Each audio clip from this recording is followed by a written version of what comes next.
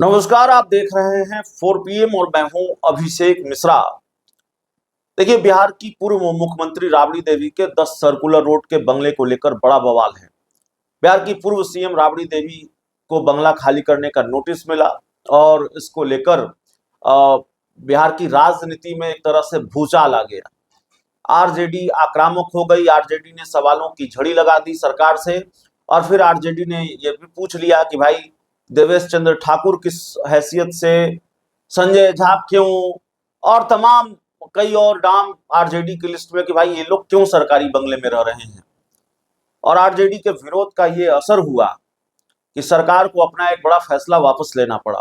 5 देश रत्न मार्ग जो उप मुख्यमंत्री के लिए कर्णांकित है, जिसमें उप मुख्यमंत्री को रहने के लिए मिलता है, वो 5 देश रत्न मार्ग एक अन्य मार्ग में मिला लिया गया था। लोक सेवक आवास, जो अब नया नाम है एक अन्य मार्ग का, मुख्यमंत्री आवास का, उसमें मिला लिया गया था। उसको अलग करने का फैसला सरकार ने लिया या अपना फैसला वापस लिया, क्योंकि आरजेडी ने ये सवाल भी उठाया था कि भाई सम्राट चौधरी तो 5 देश रत्न मार्ग को मिला लिया, इतने बड़े बंगले में रहते हैं, वो प्रधानमंत्री से भी ज्यादा बड़े बंगले में रहते हैं। आरजेडी ने ये सवाल उठाया था कि भाई जब पटना हाईकोर्ट में बिहार सरकार ये लिख कर दे चुकी है कि 5 देश रत्न मार्ग बिहार के उप मुख्यमंत्री के लिए कर्णांकित है, तो फिर किस नियम के तहत उन्होंने सीएम आवास में इस बंगले को मिला लिया। तो खैर, इस फैसले से पीछे हटना पड़ा सम्राट सरकार को और सम्राट सरकार ने 5 देश रत्न मार्ग को सीएम आवास से अलग करने का फैसला किया। ये इसकी चिट्ठी जारी हो गई। बिहार की पूर्व सीएम राबड़ी देवी को बंगले को लेकर खबर है, इसलिए हमने ये सारी चीजें बताई। उन्होंने 10 सर्कुलर रोड को लेकर ये चर्चा थी कि भाई आरजेडी इसको खाली, राबड़ी देवी इसको खाली करेंगे कि नहीं करेंगे, आरजेडी का क्या स्टैंड होगा, क्योंकि बंगला को लेकर, सिक्योरिटी को लेकर आरजेडी पूरी तरह से आक्रामक है। लालू प्रसाद यादव और राबड़ी देवी की जेट सिक्योरिटी जब हटाई गई तो तेजस्वी यादव ने भी अपनी सुरक्षा वापस कर दी। बंगला खाली करने का नोटिस मिला तो आरजेडी के कई विधायकों ने कहा हम भी अपना बंगला खाली करेंगे। तो अब खबर ये आ रही है कि बिहार की पूर्व सीएम राबड़ी देवी अपना बंगला खाली करने जा रही हैं। बिहार 10 सर्कुलर रोड आवास का जो बंगला है, जो बिहार सरकार में मंत्री नंद किशोर राम को अलॉट हुआ है, वो बंगला वो खाली करने जा रही हैं और उस बंगले को खाली करके वो किसी दूसरे सरकारी बंगले में अब रहने नहीं जा रही हैं। हालांकि बिहार की पूर्व सीएम को जब 10 सर्कुलर रोड का आवास खाली करने का नोटिस मिला तो उनको 39 हार्डिंग रोड का बंगला अलॉट किया गया। वहां से भी हमने आपको रिपोर्ट दिखाई, 39 हार्डिंग रोड का बंगला उनको अलॉट किया गया।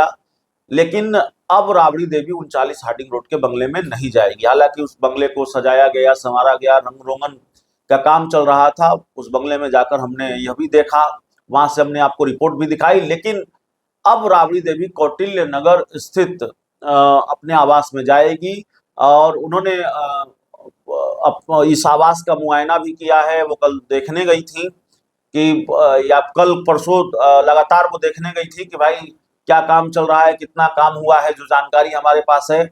और कौटिल्य नगर स्थित, कौटिल्य नगर में आप जानते हैं, कौटिल्य नगर में बिहार के सीएम सम्राट चौधरी का भी घर है, बिहार के बड़े बड़े नेताओं का घर है। तो कौटिल्य नगर में ही राबड़ी देवी लालू प्रसाद यादव का अगला ठिकाना होगा और कौटिल्य नगर में ही लालू प्रसाद यादव राबड़ी देवी, यानी कि किसी सरकारी बंगले में लालू राबड़ी अब नहीं रहेंगे, अपने सरकारी बंगले में रहेंगे।